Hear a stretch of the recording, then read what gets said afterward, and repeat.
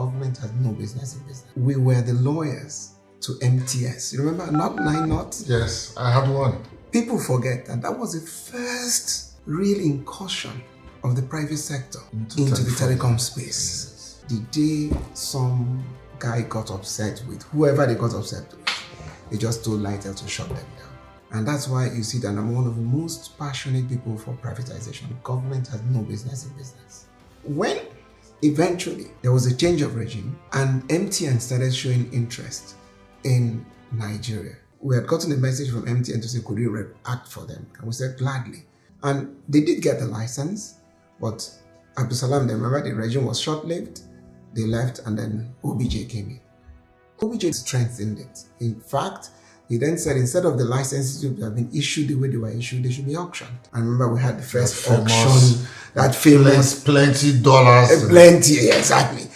But businesses work on the legal and regulatory framework. That's right. And it was important to provide a law that would support the business. Because of our relationship with MTN, we had an early insight into how the legal and regulatory environment existed in a privatized setting.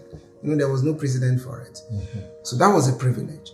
So on the strength of that, we then worked on a bill ourselves. And we were not looking for sponsors. And there was a stroke of fortune. Ahmed Joda was also appointed chairman of NCC. And he had OBJ's ears. Mm-hmm.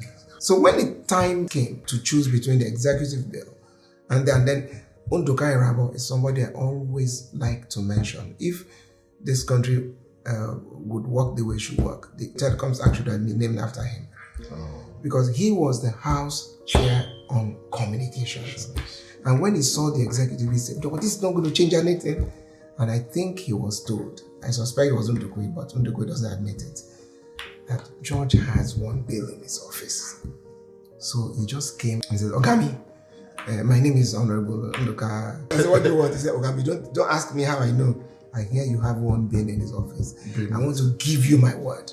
If you give it to me, I will do everything in my power to make sure it becomes a law. Essentially, it was what we produced that became the Telecoms Act. That provision that empowered the MCC and essentially weakened the minister was the difference between the billions of dollars that comes into the sector till this day and the billions that go out.